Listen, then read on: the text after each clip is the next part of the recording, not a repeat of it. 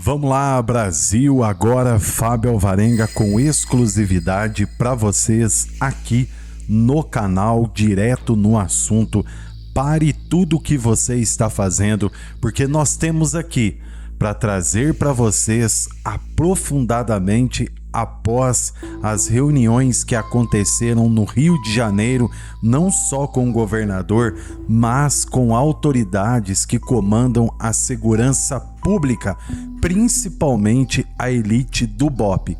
E você vai se surpreender com o que o magistrado decidiu a respeito de a mega operação continuar para fazer o faxinão, para garantir a tranquilidade dos moradores da comunidade, ou a polícia e as autoridades terão de recuar e o espaço que foi preenchido por um alívio, um respiro, volte a ser tomado pelos novos meliantes do Comando Vermelho. Escute só para você saber aí qual foi a decisão do magistrado. Moraes defende a ação policial e pregou rigor contra facções na ADPF das favelas.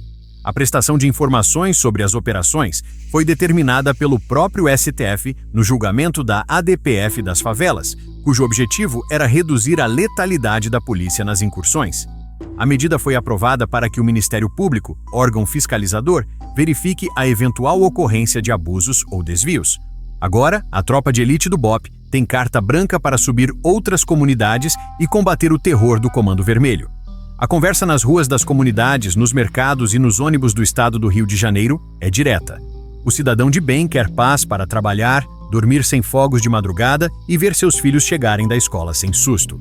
E é nesse clima de vida real que a atuação do Supremo Tribunal Federal, agora sob a relatoria do ministro Alexandre de Moraes, na arguição de descumprimento de preceito fundamental das favelas, ganhou um peso que não é de gabinete, é de quem escuta o que o povo fala. Aquela que enfrenta as facções e as milícias que tomaram conta de territórios e impuseram medo por anos a fio. E, convenhamos, isso conversa com o que o povo quer. Polícia que funcione, Estado presente e bandido sem vez. Tem quem queira complicar o trabalho de quem sobe o morro de colete e coração na boca, mas a vida não cabe em manual. A corte lá atrás colocou regras para operações, o que, em tese, é natural num país de leis. Só que na prática, quando se proíbe helicóptero, se amarra a estratégia, se bloqueia a presença da polícia perto de escola e de hospital, quem agradece não é a família trabalhadora do bairro, é o chefe do tráfico, é o miliciano de crachá clandestino. Foi por isso que, ao longo de mais de 5 anos de discussão, o ministro Alexandre de Moraes fez contrapontos firmes às propostas mais restritivas. Ele defendeu aquilo que o bom senso e o morador sabem na ponta da língua. Neutralizar quadrilhas armadas exige meios à altura. Do contrário, vira conversa fiada de auditório.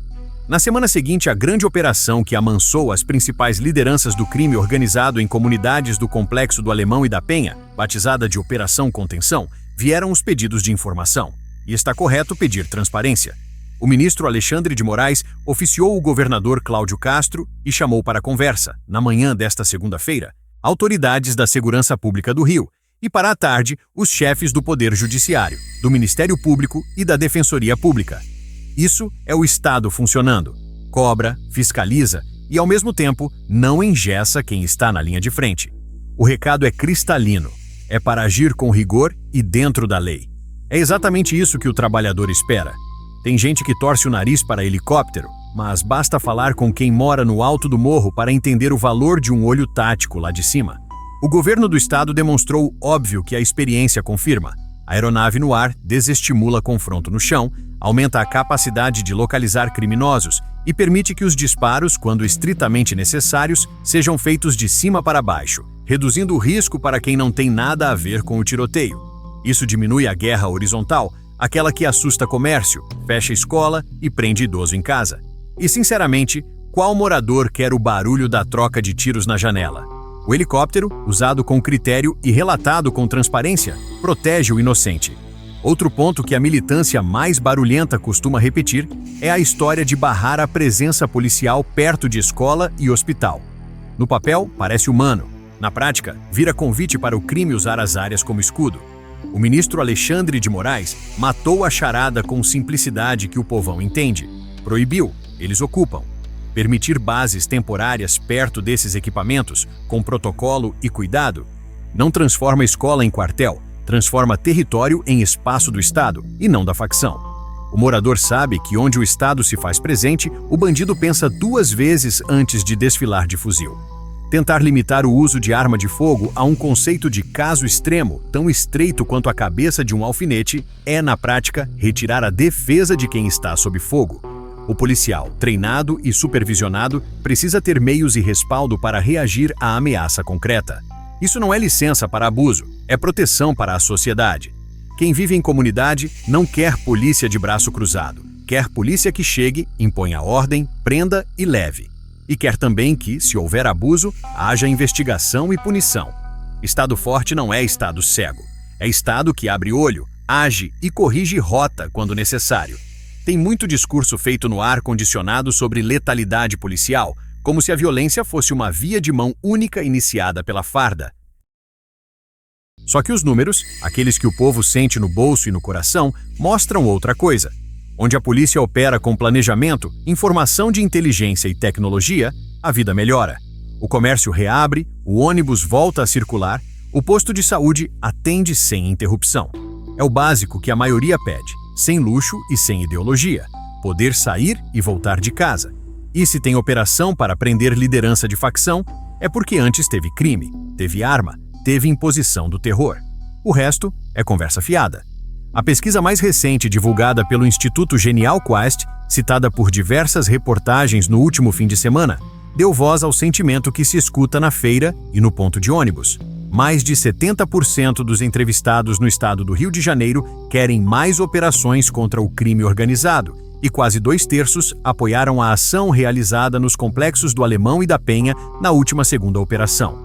O levantamento ouviu 1.500 pessoas entre os dias 30 e 31 do mês de outubro, com margem de erro de 3 pontos percentuais e nível de confiança de 95%. Isso não é bolha, é maioria. É gente comum pedindo que o Estado não fale. Democracia de verdade escuta esse povo.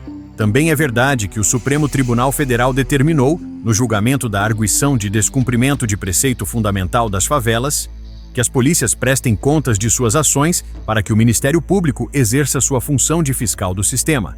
E está certo ser assim.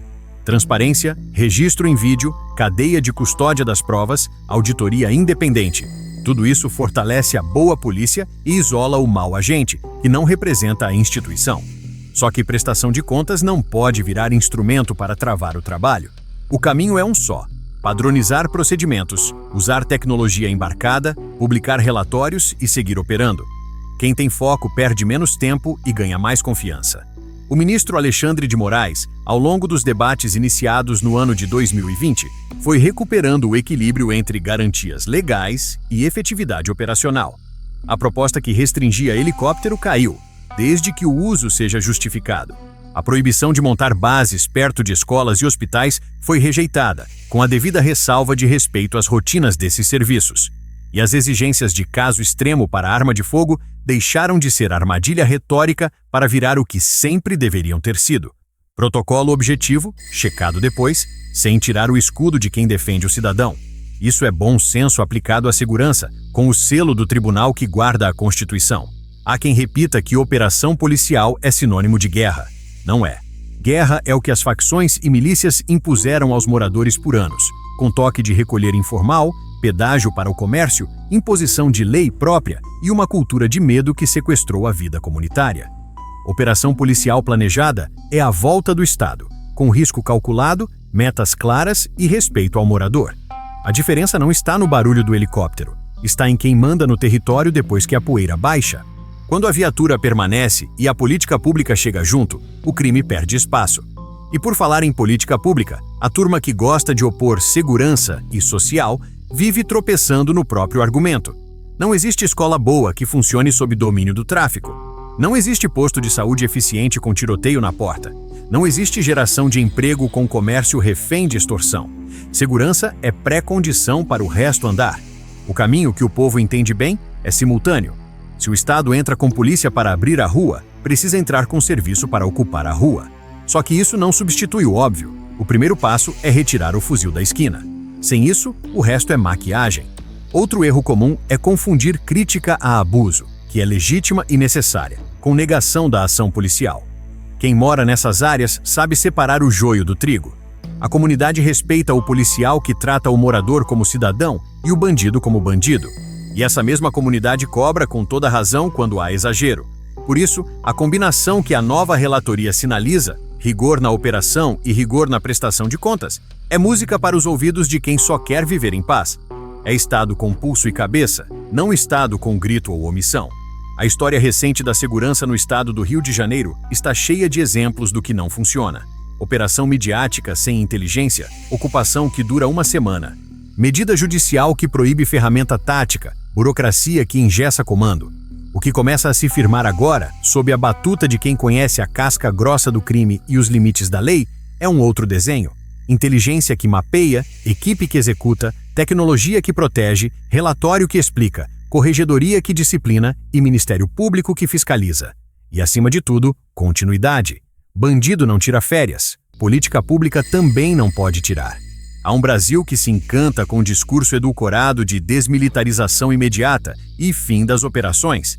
Esse Brasil geralmente não pega ônibus na madrugada nem fecha caixa no mercadinho da comunidade.